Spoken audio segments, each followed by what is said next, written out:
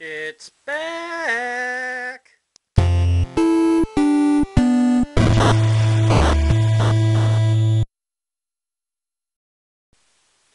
That's right, for all the okay, well, 10 fans, Action 104 has returned. Now, I did have a camera glitch in the filming of this episode, so I'm re-recording the first part. We're going to start out with the NES version of Action 52 with Critical Bypass. I did make it to stage 2 in the original video, which you're going to see the latter half of that, but I don't know if it's going to happen again this time. So I assume that the BP, of course, is bypass. You hit the start button. Yes, it is, but the I in Critical changes to a Y, so, you know, hooray for consistency, right? Here we go. Now, the first thing you'll notice is that the background is putrid. I've got... Your enemies are either asteroids or meatballs. I like to think of them as meatballs, actually. I don't know if the background is supposed to be maybe you're in Canada or Alaska, it's snow-filled, but then again, why are there things from Tetris that you're fighting? The gameplay's actually interesting for a shooter in the fact that you fire in the direction that you last pushed on the controller, which it works out alright. I mean, I understand that this review gets panned by a lot of guys, you know, in Pat's review, the Angry Nerds review, Armrate21's review. And yes, there are problems whenever you fire. You do have trouble seeing. But it is playable, unlike what they like to say. If you look down in the lower left-hand corner of the screen, you do have a life bar down there whenever you collide into one of the tetrads or take a hit from one of the flying meatballs. Instead of just dying off completely, your life bar just goes down a little bit. But overall, it actually works out okay. It is kind of annoying whenever you fire, the music kind of does a pause. Okay, so maybe not all the time. Part of the time when you fire, the music kind of pauses and then starts picking up again, although sometimes when you fire, it keeps going. So we're going to continue this up with the second part where the camera stopped glitching. So we're going to pass or fail it. Sorry about that video glitch just now. I really don't know.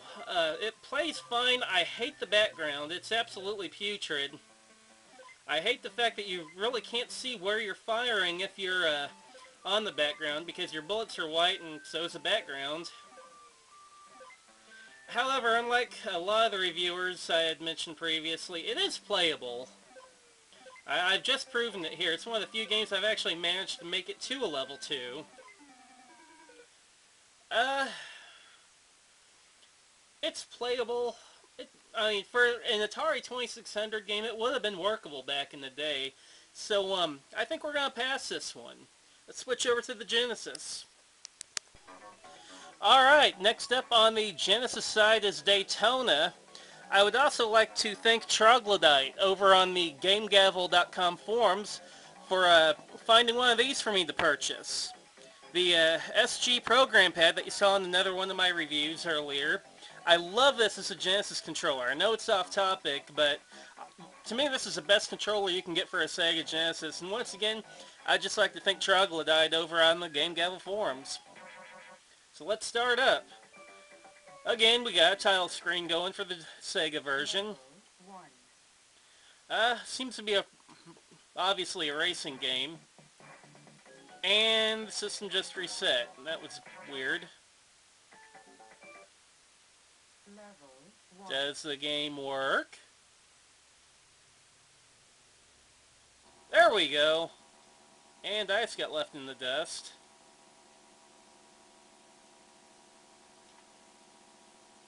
Okay, I really don't like the fact that the initial cars just seem to take off like a bat out of hell, but you are stuck having to accelerate up to normal speed. And I really feel like I'm going at molasses here. Ah, there we go. Apparently C is your accelerator and A switches your gears from low to high. I don't know why they wouldn't set B to switch gears, considering the fact that, you know, B would be the next button down and not A. The graphics are nice. They use the Sidewinder scrolling effect. Ugh.